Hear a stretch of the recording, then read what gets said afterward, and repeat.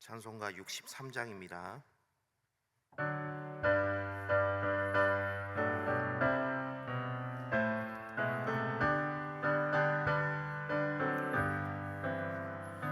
주가 세상을 다스리니 그 위엄이 넘쳐나고 그의 나라와 주의 영광 온 하늘에 가득하다.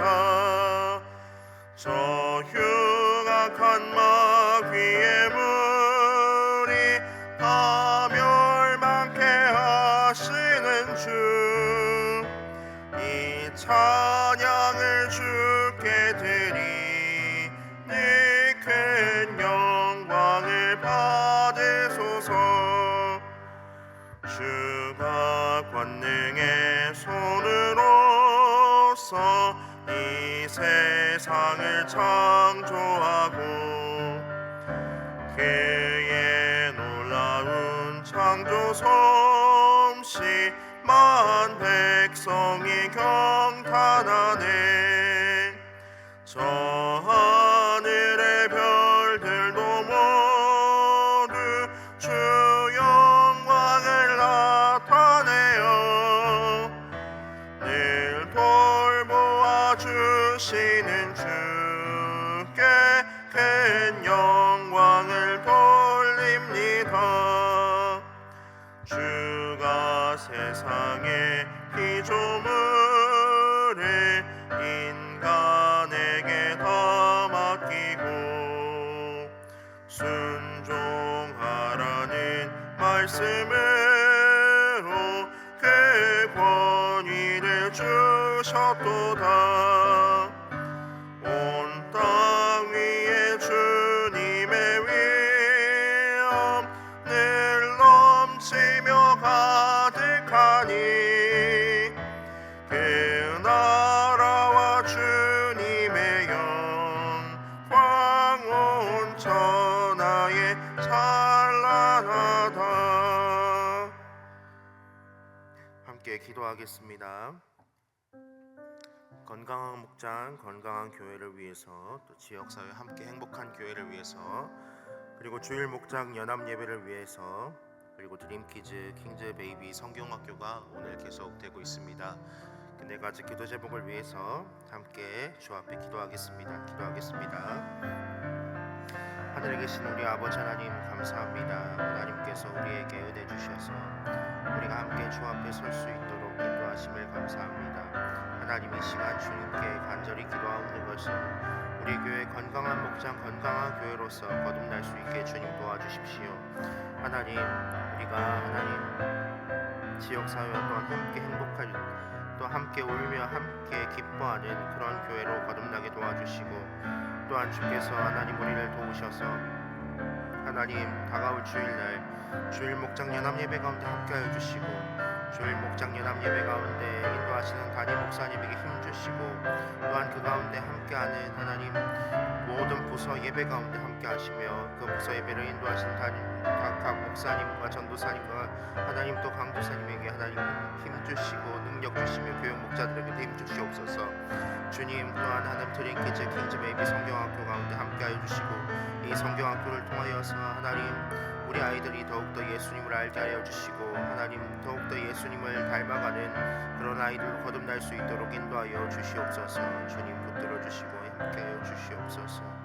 모든 안전사고 없도록 인도하여 주시고, 성경학교를 통하여서 또한 하나님 우리 아이들이 하나님 교회를 더욱 사랑하고 예배를 사랑하는 아이들로 거듭날 수 있도록 주께서 붙들어 주시고 인도하여 주시옵소서. 또한 우리 교회를 주님께서 원하시는 교회로서 날마다 거듭나게 하시고 주님 우리를 빚어 주시옵소서. 붙들어 주시고 인도하여 주시는 하나님의 은혜를 바라고 소망합니다. 주님 도와주시옵소서.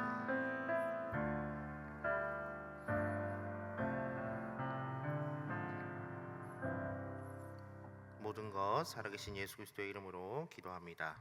아멘. 이사야 45장 9절에서 17절 말씀입니다. 이사야 45장 9절에서 17절 말씀입니다.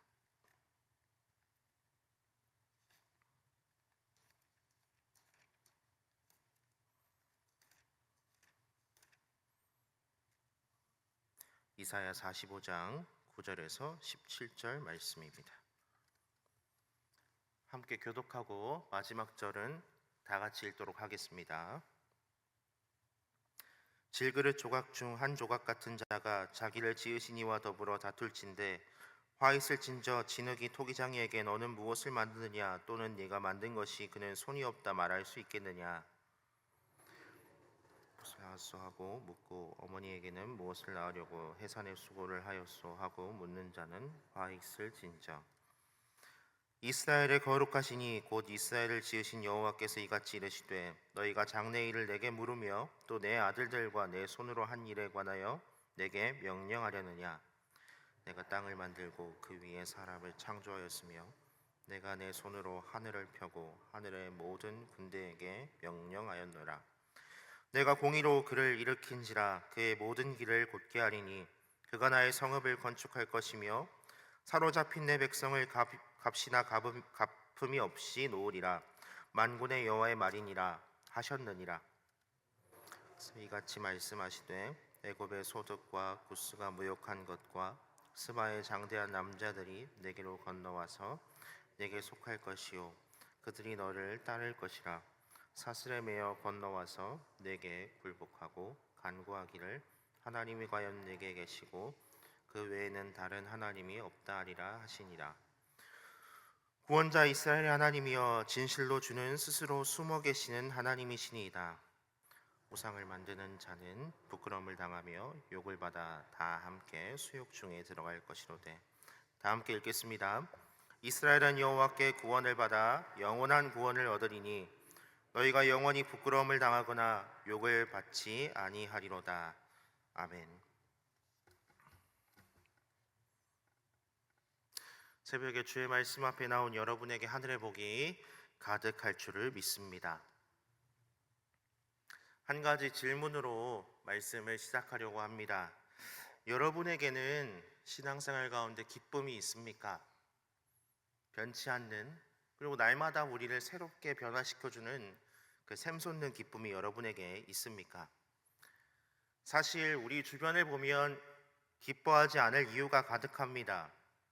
지금도 세계 곳곳에는 전쟁으로 인해서 신음하는 사람들이 넘쳐나고 있고 세대와 성별 그리고 지역 간의 갈등은 점점 심화되고 있습니다. 우리 개인의 삶을 들여다볼 때도 마찬가지입니다. 많은 경우 우리는 직장에서 우리의 자존감을 내려놓아야만 합니다. 때로는 가정에서도 그렇습니다. 그리고 오늘날 많은 사람이 집에 있으면서도 가족과 함께 있으면서도 집에 가고 싶다는 외로움과 슬픔을 느낀다고 합니다.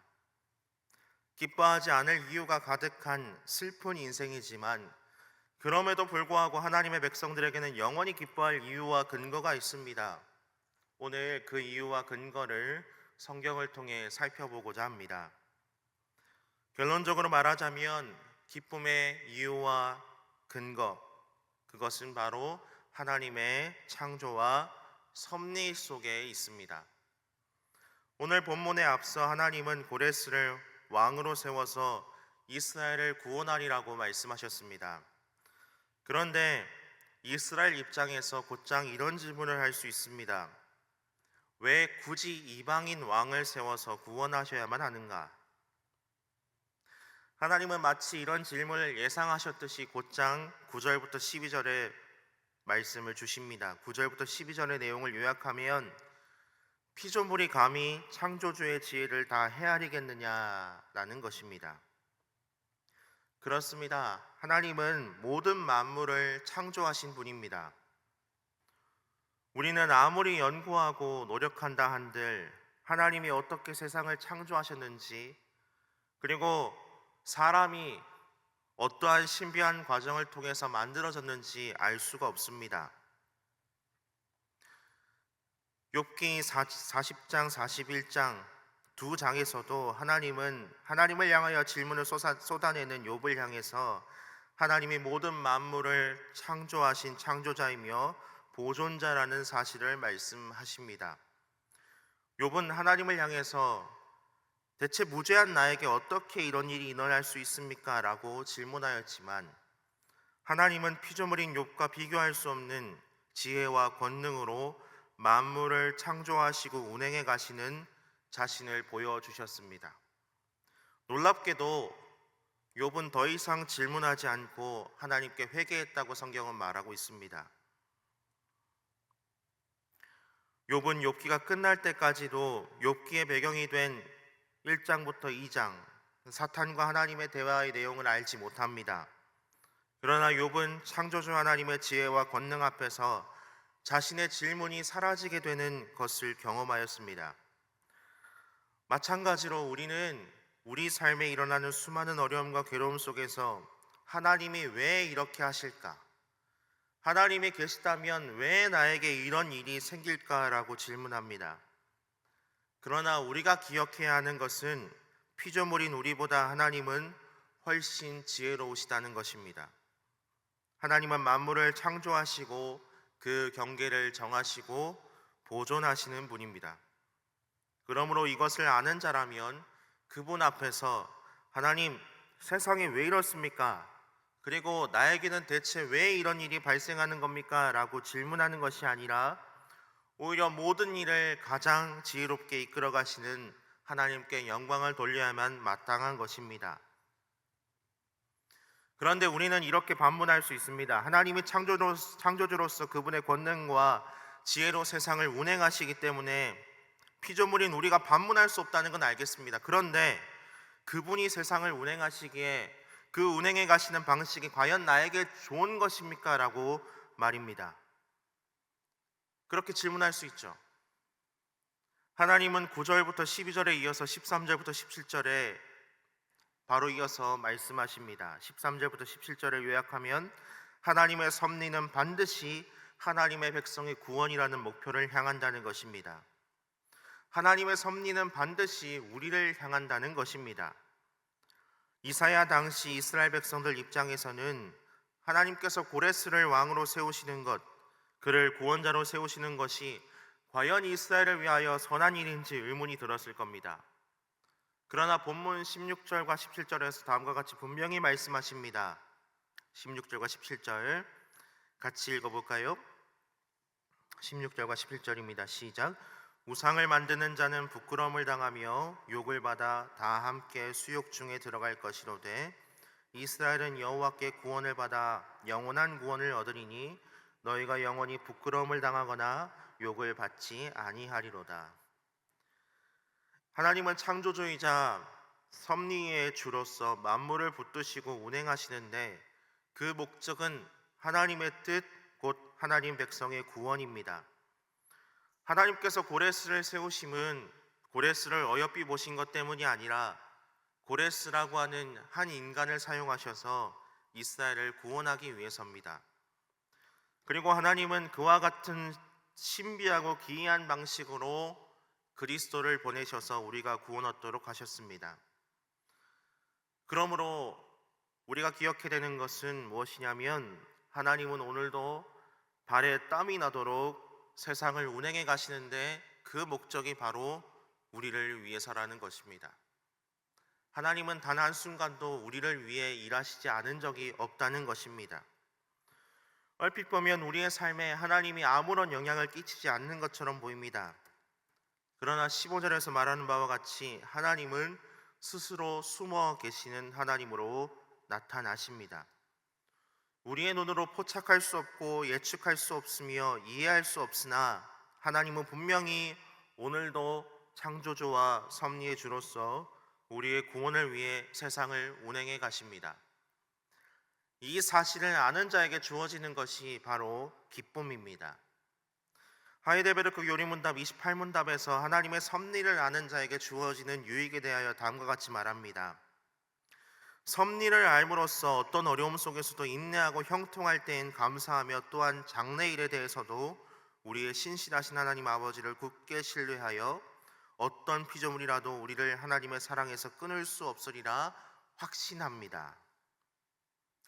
이 긴 문장에 대해서 저는 한마디로 줄여서 기쁨이 가득한 삶이라고 말하고 싶습니다. 우리는 하나님의 섭리를 믿고 알 때 어떤 어려움 속에서도 기쁨 속에 살아갈 수 있습니다.